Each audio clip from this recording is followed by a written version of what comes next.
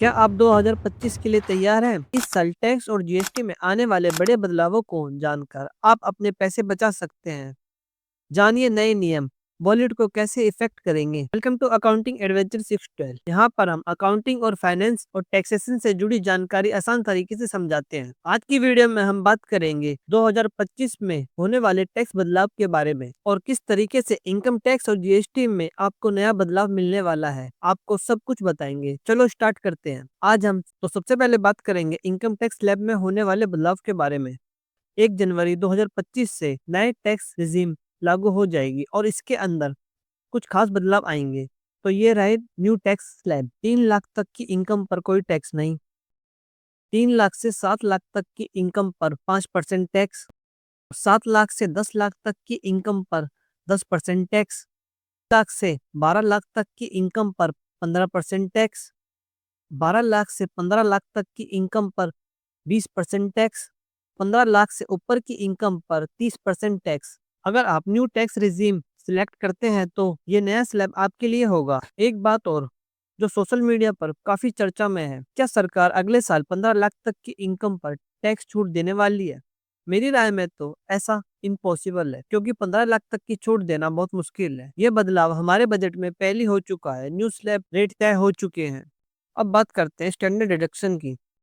50,000 से बढ़ाकर 75,000 हो गई। इसका मतलब कि आपकी इनकम में अब और भी ज्यादा डिडक्शन होगी और आप ज्यादा बचत कर पाएंगे। लेकिन ध्यान रखें, यह इनकम टैक्स न्यू रिजीम के तहत ही अप्लाई होगी।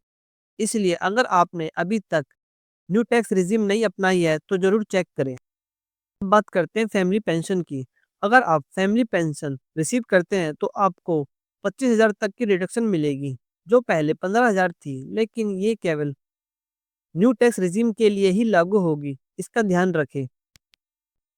अब बात करेंगे टीसीएस के बारे में, जो 2025 में लागू होने वाला है।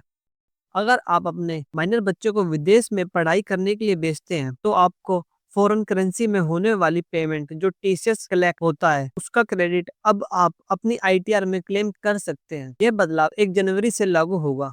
अब एक और बड़ा बदलाव लग्जरी गुड्स के ऊपर।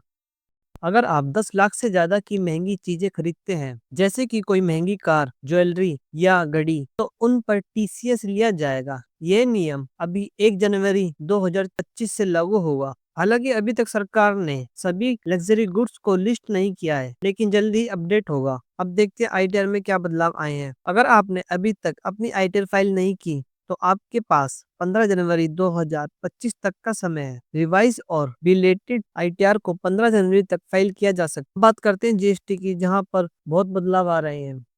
Multi factor authentication MFA. यदि आपकी टर्नओवर 20 करोड़ को एक्सीड करती है तो आपको मल्टी फैक्टर ऑथेंटिकेशन करना होगा। यह 1 जनवरी 2025 से मैंडेटरी है। और अगर आपकी टर्नओवर 5 करोड़ से ज्यादा है तो आपके ऊपर अप्लाई 1 फरवरी 2025 से होगा। 1 अप्रैल 2025 से सभी टैक्स पेयर के लिए अप्लाई होगा। अब बात करते हैं ईवी बिल की।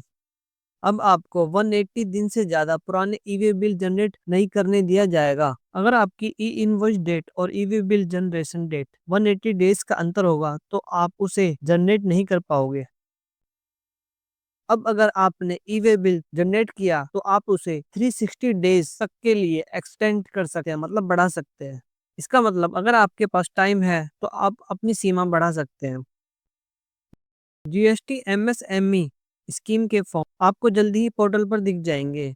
एसपीएल 012 और एसपीएल 01 फॉर्म 1 जनवरी से आपको मिलेंगे।